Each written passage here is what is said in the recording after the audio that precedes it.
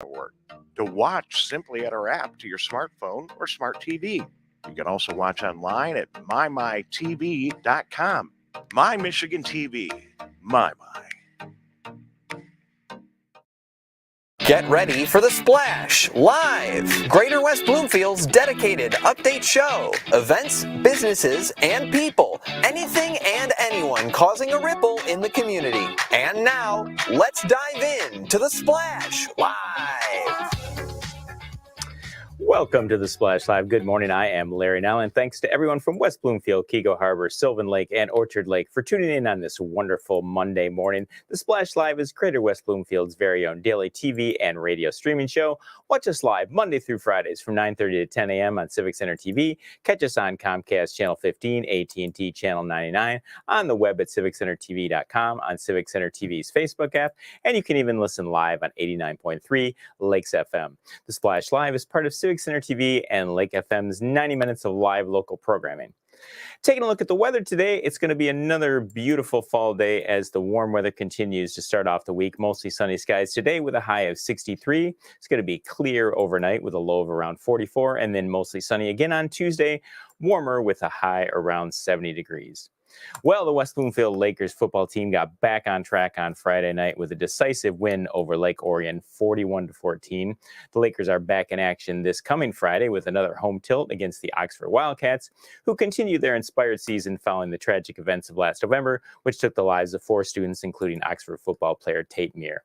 As always, tune into the game live on Civic Center TV this Friday and also on WBTV. If you don't have time to sit down and watch it, listen on the go at 89.3 Lakes FM. Yesterday, great weather also greeted hundreds of guests at the annual West Bloomfield Fire Department Open House held at Fire Station 1. It was a great opportunity for local families to see firsthand what it's like to be a firefighter. Our own Tyler Kieft hosted a live broadcast from the open house, and we'll look back on some of the great interviews he was able to nab later in the week. And our final headline from the day, well, yesterday I had the pleasure, or lack thereof, of attending the Detroit Lions Seattle Seahawks football game at Ford Field.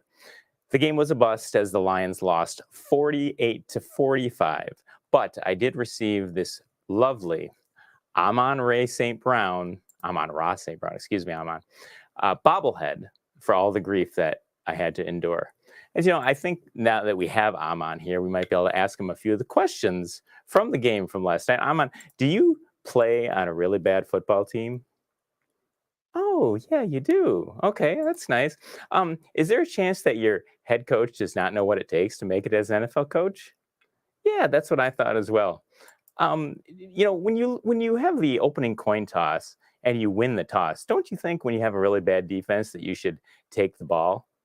Yeah, that's what I thought as well. Well, I think, Amon, if you could stick around for this week and we might be able to talk to you a little bit more, that would be awesome.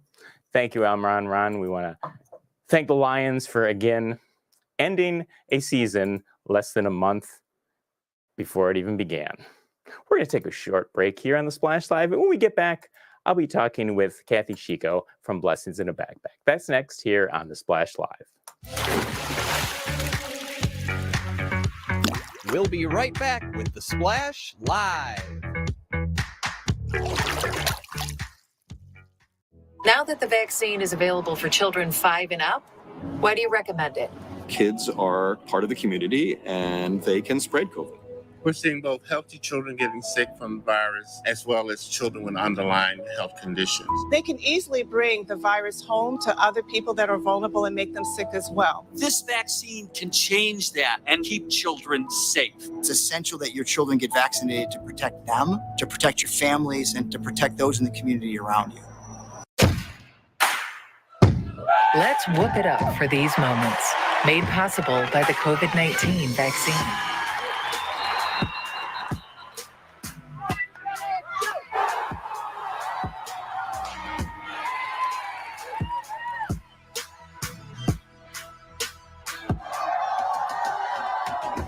Keep the cheering going by keeping yourself protected and your COVID-19 vaccines up to date. You know, it's peaceful, it's quiet, and the noise and stress of life can sometimes disappear. It's the Great Lakes water. And so what people do ends up in our waterways. It's for our health and safety. It's for our economy. It's for protecting the environment that we all enjoy and we all need to survive. So clearing storm drains and the areas nearby of trash and leaves helps keep them for rain only. We're all about one water in this region. We're all connected. We all have a role. And now, back to the Splash, live. Well, welcome back to the Splash Live. I am Larry Nyland. Well, statistics say that 1 in 6 children in the United States may be struggling every day with access to food. And one of the great organizations trying to combat that statistic is Blessings in a Backpack. Joining us now from the West Bloomfield Keego Harbor chapter of Blessings in a Backpack is Kathy Chico. Kathy, thank you so much for joining us this morning. You're welcome. So, Kathy, for those who aren't familiar with Blessings in a Backpack, can you talk about exactly what the mission of Blessings in a Backpack is? Blessings in the Backpack's goal or mission is to send 6 non-perishable meals home with students every weekend of the school year. Many of the students come to school, they get free lunch, they get free breakfast, and then when they go home on the weekends, there isn't any food. So the program was started in 2005 by a teacher in Louisville, Kentucky, when she saw her students coming back to school on Monday, cranky and out of sorts, and she tied it in with the fact that they had not had enough to eat on the weekend. So it's a program that is mission is to feed hungry children. And it has such a great name, alliterative name, Blessings in a Backpack. Could you talk about a little bit what the significance of the backpack in the name of the organization is? Well, the food goes home in the student's backpack. We pack it once a week, and it's delivered to the classrooms. The teachers help the students get it into their backpacks, and thus they go home and they take their food home in backpack. You know, I think a lot of people might not think that this area has children who might have difficulty getting 3 square meals a day, but that's not necessarily the case, is it? No, it's not. As I've said more than once to many people that have asked me that very same question, that your neighbor right next door might be having issues with finances and you have no idea that they don't have enough food to feed their children. Now, typically, how is Blessings in a Backpack usually funded? Is it mostly done through donations, or how does it work exactly? It is done totally on donations. We do have a trivia night coming up November 4th. It's our one major fundraiser for the school year, where we take sponsorships and certainly any kind of monetary donation. And that money is used to buy food at a discount from Meijer. And that's how we are able to fund or buy the food with donations. This whole program is run strictly by volunteers. There's no one that's taking any money anywhere except for Meijer, of course, the food that we pay. And so everything that we get donated is used to buy provisions for our weekly packing. Now, I'd imagine, I remember being young, it seemed like everything that was different from the norm when I was in school would kind of like lead to embarrassment or something like that. Are there ever situations where kids are kind of maybe embarrassed to ask for help, or their families are embarrassed to ask for help? How do you reach out to folks who you know need some help but might be hesitant to ask for it? There is no question that stigma is there, especially for our high school and middle school kids, who we would love to have more of them in the program.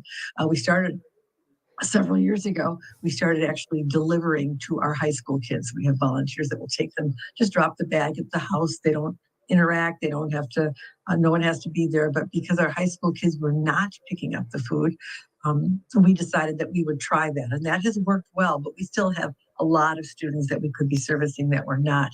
At the elementary level, it's not prevalent, but we have wonderful teachers that actually take the bags that when we send them and put them in the students' lockers or actually right into their backpacks, so that no one needs to be the wiser. But and for families, we count on our secretaries and our principals and certainly our classroom teachers to reach out to those parents who won't fill out the form, so that we have permission to send the food home, and so we get more participants that way also. So another way that you're going to be able to try to raise some funds, there's the upcoming trivia night that's coming up on Friday, November 4th. Could you talk a little bit about that evening? It's great fun. We've done it, I think this is going to be our 5th time. So this time it's a sitcom theme. But you come, you have dinner, And then we play 6 rounds of trivia. And we have raffles, of course. And all the proceeds go to Blessings in a Backpack. So yeah, I saw your flyer there. It had some nice caricatures of some classic sitcoms like Seinfeld. Was that someone at your organization in West Bloomfield that made those pick photos up? We have a wonderful, wonderful graphic designer who actually used to do PR for the school district, Pam Zajac, that helps us make our flyers and our sponsorship form. So that's her creativity. I'd like to tell you it's mine, but totally hers. And our theme again this year is sitcoms. So all of the questions will be related to one of the sitcoms that in past years that was so popular on TV. And do you know roughly how much do people have to pay in order to do it? It's $35. And all of the proceeds, except of course what we have to pay for the dinner, goes directly to Blessings in a Backpack. So it's hard to believe that we're less than like 3 months from Christmas time. Do you guys have any other kind of fundraising events going on around the holidays? No, this is we are very fortunate in West Bloomfield. People are very generous. And not just West Bloomfield, all of our families and friends that we convinced to donate to Blessings. And it's really not hard to convince people to donate to an organization that feeds hungry children. So this one fundraiser really funds us for the entire school year.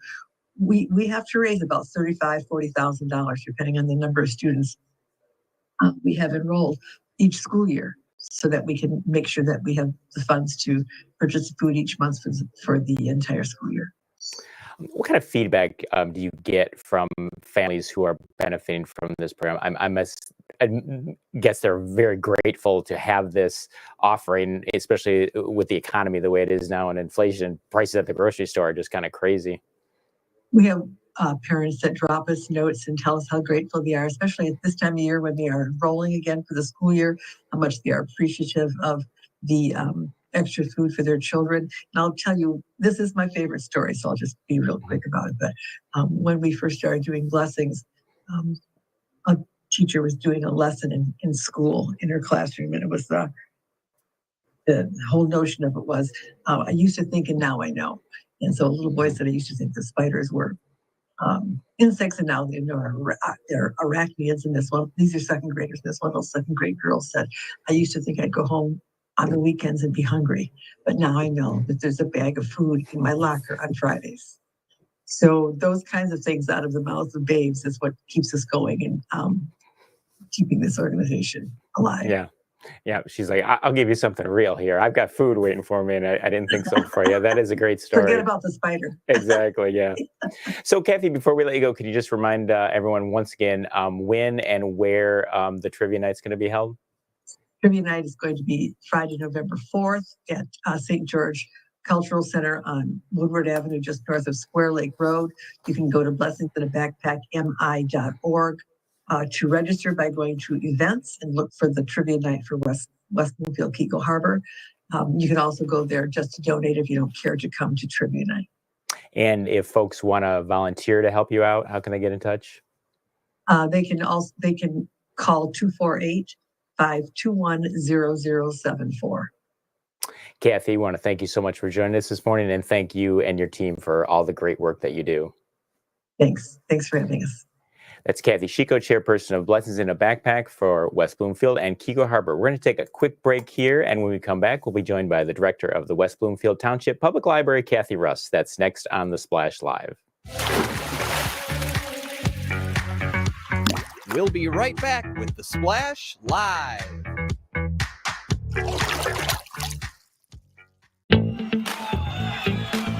Let's relish these moments, made possible by the COVID-19 vaccine.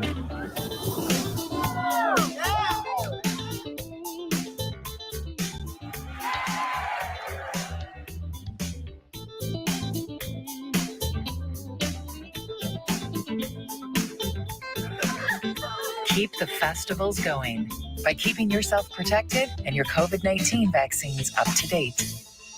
Can I ask you a question? Why do you want to get the COVID-19 vaccine? I don't like getting sick.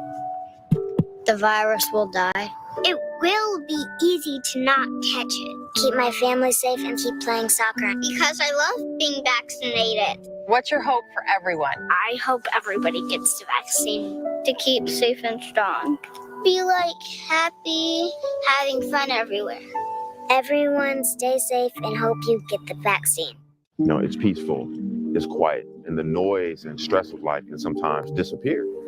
It's the Great Lakes water. And so what people do ends up in our waterways. It's for our health and safety, it's for our economy, it's for protecting the environment that we all enjoy and we all need to survive. So clearing storm drains and the areas nearby of trash and leaves helps keep them for rain only. We're all about one water in this region. We're all connected. We all have a role. And now, back to The Splash, live. Welcome back to The Splash Live. I am Larry Nyland. Well, West Bloomfield is home to one of the best and most frequented public libraries in Metro Detroit. Joining us now is the director of the West Bloomfield Township Public Library, Kathy Russ. Kathy, thank you so much for joining us today. How are you? See, I have to cough, so excuse me for just a second. We have no cough button here in the studio. I think I'm okay, though. Let me get to the first question. If you want to be windy, long-winded when you answer it, go right ahead. So, I'm always long-winded, Larry. Well, thank you. That's what we appreciate. So I want to start off with just a tad of negativity, but it was resolved. Last week, you folks had a power outage that shut down, caused you to close the main library and also shut down your website. Can you talk a little bit about what caused that and how it was resolved? Sure. And this is a really great question for me to be long-winded about. So anyway, people who have lived in West Bloomfield for any amount of time know that, kind of like when the wind blows, the power goes out. And so what happened was, I guess let me back up. There's a power loop provided by DTE that runs through the entire Civic Center campus. And there was a break in that power loop on Friday, September 23rd. So the police station, Township Hall, the Parks Department, and the library all went on backup generators to run our operations.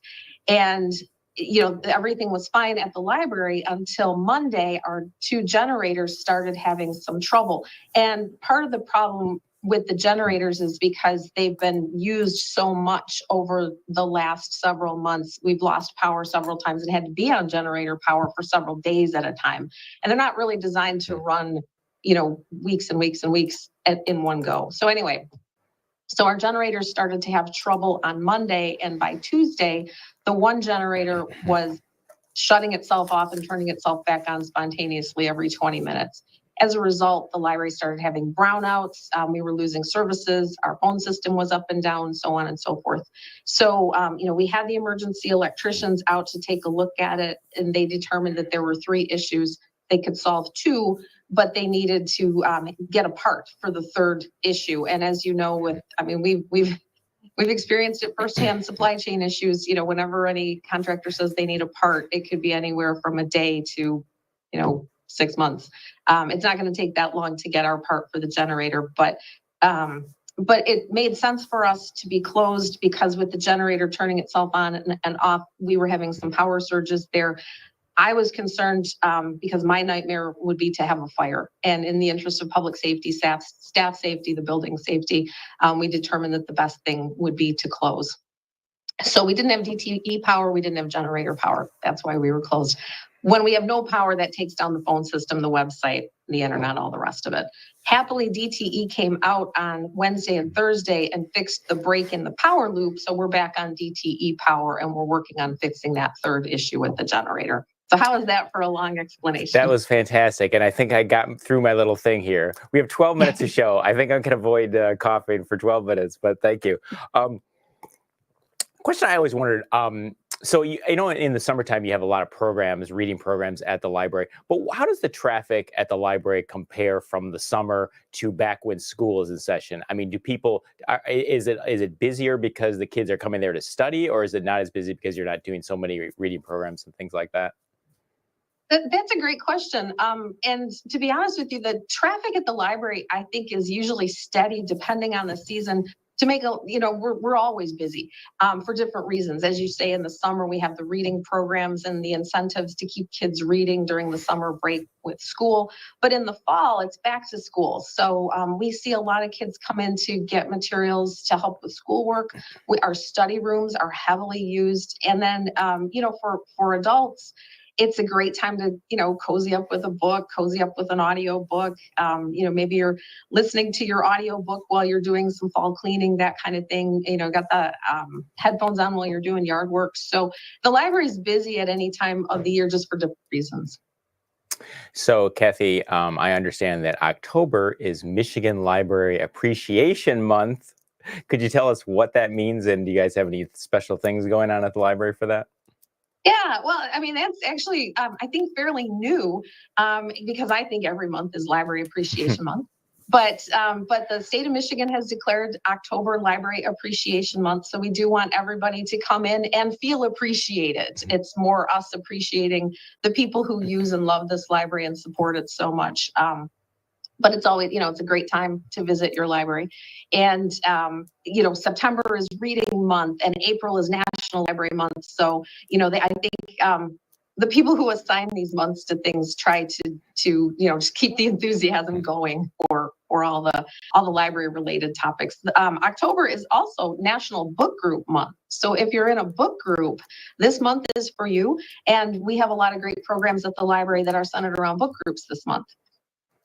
So, Kathy, in doing some research for this interview, I found that back in 2019, you were appreciated as the director of the Troy Library. You were named the Michigan Librarian of the Year. Could you, first of all, a very, very belated congratulations to you, but can you talk a little bit about that honor? And was it a surprise to you, or did you know you were getting it? My face is turning so red. The Michigan Library Association awarded me the Michigan Librarian of the Year award in 2019. And I received that award. I was nominated for that award and by a colleague, and then other colleagues wrote letters of support. But I was recognized for my efforts to mentor the up and coming library professionals. Mentoring is something that's very important to me because, I'm a library director now, but at some point I'm going to retire. And I want to make sure that there are competent, capable, qualified, professional, excellent candidates to take my place because I want libraries to continue. And if we don't have good library leaders, then what happens to libraries? So it's very important to me to try to nurture that talent and bring the next generation to the point where they can take over. So I was recognized for those efforts. It was very gratifying. I mean, to say I appreciated it is an understatement. It was a really wonderful day and kind of like the Academy Award of libraries. Well, congratulations. Thank you. So when you talk about the next generation of people working in libraries, when you hire at the library, what are you looking for in a potential employee? I'm guessing a love of books is probably has to be at the top of the list. It's funny, Larry, honestly, not as much. You'd be surprised. Obviously, we want people who enjoy the environment and who like, being around the materials. But more than anything, what I want is someone who likes people, who wants to work with people, and who wants to help people. I can teach you anything about the library. What I cannot teach you is how to be kind to people. You have it or you don't. And what I want are people who really want to help people and want to work with people, because we have excellent customer service at the library. I believe in continuous improvement, and I want to hire the people who can keep our standards of excellence and give the best possible service to our patrons. So I was looking through the calendar of events at the library, and I saw something on October 13th. You have a class called Internet Basics. Now, most of us take surfing the internet for granted because we've done it for so many years, but you forget that there might be some people who aren't very experienced on it, especially probably seniors. Can you talk a little bit about that course and what was the motivation for having that? Sure. Well, I think, let me give you an example. Everybody can do an internet search. Probably everybody has done an internet search, but not everybody's good at creating the most effective internet search. So let's say you want to adopt a dog. You could type in dog and you're going to get 1 billion results. If you typed in adopt a dog, you're going to get 1 billion results. So what this class can help you do is create the search that's going to bring you the results you want in the shortest amount of time. So instead of doing a search that, casts a wide net that gives you a billion results that you then have to sift through. How about creating a search that's going to maybe give you, the top 10 results, the top 20 results, adopting a beagle, adopting a German shepherd, best dog breeds for someone who lives in an apartment, that sort of thing. So I think that even if you have searched the internet for years and years and years, I think this class can help you learn how to be a better searcher and to give you the results you need in a faster amount of time. So it's really for everybody. Another course that I saw you guys hold at your West Acres branch called Move and Groove. I know this is for children. Could you talk a little bit about what Move and Groove is? I love the name of that. Yeah. So one of the things that we've learned, early childhood specialists, which we have here at the library, have gone to school and studied about how kids learn, and especially kids in that 0 to 5 age range. And as we know, the little kids, their attention spans are short and they like to move. So Move and Groove is songs and stories and finger plays that kids can participate in while they're moving around. And it actually, there's a science to it, and it helps them learn better. So it keeps them busy and engaged and active while they're taking in information, vocabulary, story comprehension, and learning actually to focus on when someone is reading to them. It's really cute and it's really fun. So Kathy, before we let you go, I know you always like to talk about what you are currently reading. What is on Kathy Russ's nightstand that she's reading right now? So I just finished a book called Miss Aldridge Regrets by Louise Hare. And if any of your viewers read this book, please have them call me because I really want to talk to somebody about it. I don't want to give away the ending, but it's basically this woman is in London and she sails on the Queen Mary to take this job in New York, and a murder happens on the ship. I like mysteries, so that's what attracted me. The year is 1936, and the murders start happening over the ship, all over the ship, and she's kind of implicated. It's clear somebody's setting her up, but the ending is so not what I expected. So if you read this book, anybody out there, please call me because I really want to talk to you about it. The other book that I'm recommending all over town is called The Bullet That Missed. It's by Richard Osman. It's the third in his Thursday Murder Club series, which is an absolute delight. If you haven't read it and you want a funny book that's also kind of poignant and sweet, it's seniors living at a senior living home in England, and they solve murders, and it's wonderful. Nice. Well, Kathy, we want to thank you for joining us today, and thank you and your staff for all your hard work there at the library. Thanks for having me, Larry. It's always fun to talk to you. That was Kathy Russ, director of the West Bloomfield Township Public Library. I want to thank Kathy and also the other Kathy Chico, for joining us from Blessings in a Backpack. And we want to thank all of our viewers for hanging out with us on the Splash Live. I am Larry Nile, and that's going to do it for today. A happy Monday to you from our Greater West Bloomfield TV, radio, and streaming show. Watch us live Monday through Friday from 9:30 to 10 a.m. on Civic Center TV. Also watch us on Comcast Channel 15, AT&T Channel 99, on the web at civiccentertv.com, on Civic Center TV's Facebook app, and you can even listen live on 89.3 Lakes FM. Tomorrow's Tuesday, and you know what? We'll see you tomorrow, West Bloomfield.